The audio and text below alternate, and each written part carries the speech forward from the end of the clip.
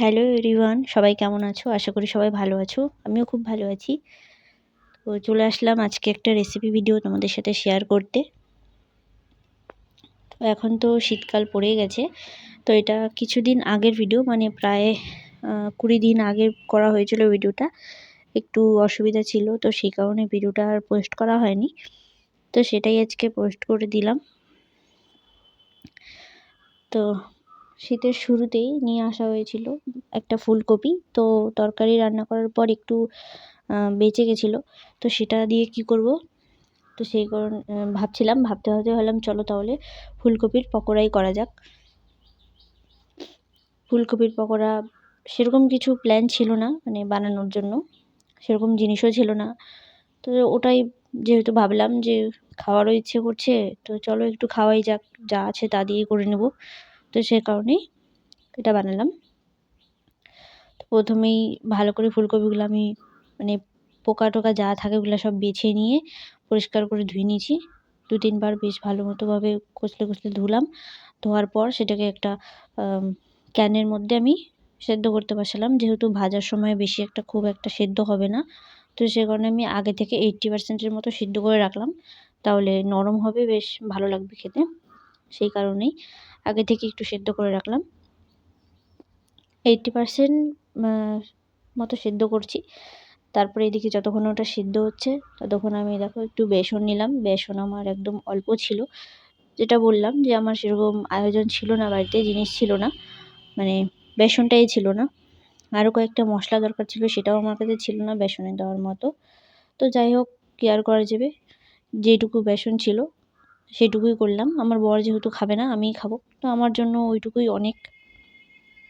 কিন্তু খাবে না বলেছিল, আবার পরে খেয়েও ছিল, মানে 2-1টা টেস্ট করার পর ভালো লেগেছে, তারপর খেয়েছে। তো যাই হোক, এখানে দেখো ওইটুকু বেসন যেহেতু আছে, তো ওর মধ্যে আমি একটু আটা মিক্স করে দিয়েছিলাম।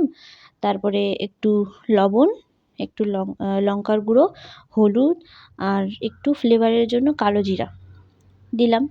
দেওয়ার পর ওটাকে ভালোভাবে একদম মাখালাম অনেকক্ষণ, যাতে মানে আর বেসনটা অনেক দিন ধরে ছিল প্যাকেটে, তো একটু মানে গোটা গোটা হয়ে গেছিলো, মানে দলা দলার মতো হয়ে গেছিলো।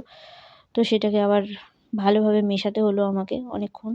তারপরে দেখো এদিকে বেসন মাখানো হয়ে গেছে, আর এদিকে আমার ফুলকপিটাও প্রায় সেদ্ধ হয়ে গেছে অনেকটাই। তো এবার আমি সবগুলো এদিকে উঠিয়ে নিলাম, মানে যেটার মধ্যে বেসনটা আমি গুলিয়ে রাখছিলাম সেটার মধ্যে আমি ফুলকপিগুলো এক এক করে সব নিয়ে নিলাম। তারপরে দেখো আমি এখানে কড়াই বসিয়ে তেল গরম হতে দিয়েছি, আর কড়াইটার মধ্যে আগে থেকে একটু তেল ছিল, ওর মধ্যে আমি তেলটা দিলাম। তেলটা আমি সকালবেলা পাঁপড় ভেজেছিলাম, তো সেই তেলটা আবার একটু ছিল, তো সেটা দিয়ে আমি সেটার মধ্যে আবার তেল মিশিয়ে দিয়ে দিলাম গরম হতে। তো যতক্ষণে তেলটা গরম হচ্ছে ততক্ষণে আমি এদিকে চায়ের জল রেডি করে নিলাম, সাথে চা করব, তাই চায়ের জল নিয়ে নিলাম। চায়ের জল মানে দিতে রেডি করতে এদিকে আবার তেল গরম হয়ে গেছে। তো ওটা চাটাকে সাইডে রেখে তারপরে আমি আবার পকোড়াগুলো একটা করে সব বেসনের মধ্যে ডুবিয়ে ভালোভাবে তেলের মধ্যে দিয়ে দিলাম। এটা যতক্ষণে ভাজা হবে ততক্ষণে চায়ের আরও কিছু দেওয়া বাকি আছে, সেটা দিয়ে দিচ্ছি। চায়ের মধ্যে চিনি, লবণ যা যা দরকার হয় দিয়ে দিচ্ছি। দেওয়ার পর এটাকে দেখো ভালোভাবে উল্টে পাল্টে ভেজে নিলাম। ভেজে নেওয়ার পর মানে এটা প্রথমে যেটা দেওয়া হয়েছিল সেটা একটু লাল লাল হয়ে গেছে, তো কি আর করা যাবে, ওকে ঠিক আছে।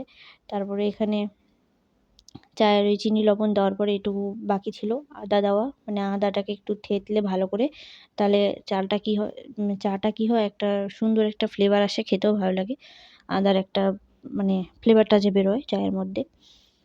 তো তারপরে আদাটা দিয়ে আমি চাটা ওদিকে বসিয়ে দিয়েছি। চাটা ওদিকে ফুটছে, ততক্ষণে আমি এদিকে আরও একবার পকোড়াগুলো দিয়ে দিলাম তেলের মধ্যে।